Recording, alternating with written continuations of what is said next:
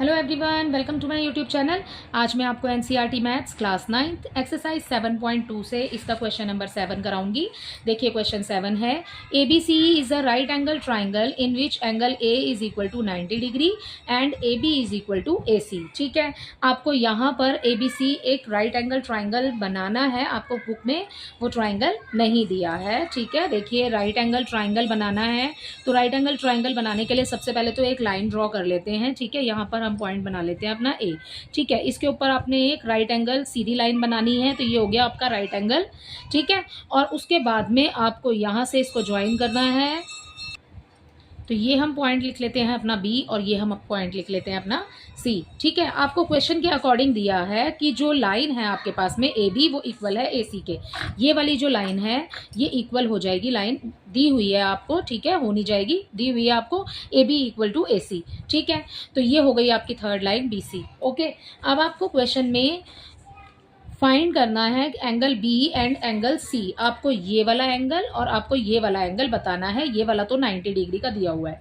देखिए ये जो फिगर है ये एक ट्राइंगल है। ठीक है, तो यहाँ पर त्रिभुज के तीनों कोणों का योग कितना होता है? 180 डिग्री होता है। जितने भी एंगल्स होंगे वो 180 डिग्री के होंगे। उसमें से एक एंगल तो बच्चों आपको दिया हुआ है कि वो 90 डिग्री का है। ठीक है, आपने बाकी दो बताने हैं जिसमें कि आपकी ये वाली लाइंस आपको क्वेश्चन में इक्वल दी हुई हैं। देखिए कैसे करेंगे। आपके पास जो यहाँ पर इसके सॉल्यूशन में आपको यहाँ पर ये जो एंगल बी है ये इक्वल है एंगल सी के। ऐसा क्यों? क्योंकि ये जो ऑपोजिट एंगल है, इस लाइन के ऑपोजिट ये वाला एंगल है। ठीक है, और इस लाइन के ऑपोजिट में ये वाला एंगल है। ठीक है, तो यही वाली प्रॉपर्टी यूज करेंगे हम। तो एंगल बी इक्वल हो जाएगा एंगल सी के। ठीक है, हमने प्रॉपर्टी कौन सी यूज की है? हमने किया है एंगल्स ऑपोजिट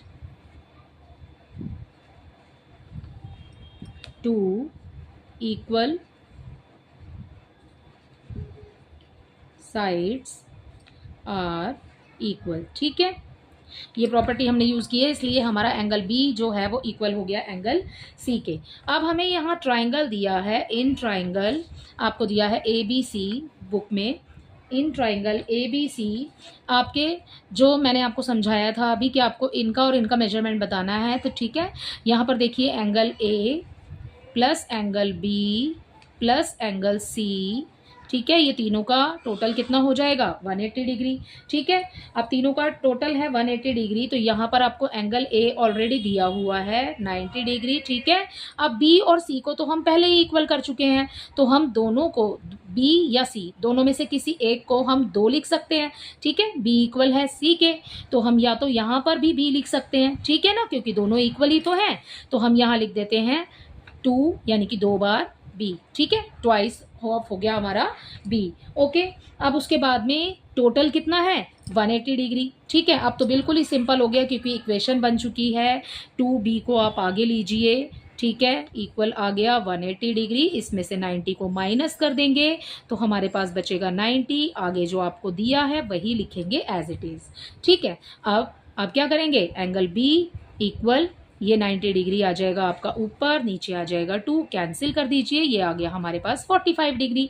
ठीक है, तो एंगल बी हो गया इक्वल 45 डिग्री। अब बी किसके इक्वल है? सी के इक्वल है। ठीक है, सो हमारा एंगल सी हो जाएगा, वो भी हो जाएगा हमारा 45 डिग्री। ठीक है, अगर आप इसको चेक करना चाहते हैं तो आप इसको ऐसे भी चेक कर सकते हैं। एंगल ए कितना है? 90 डिग्री, जो कि हमें क्वेश्चन में दिया था। ठीक है, एंगल बी इक्वल है एंगल सी के।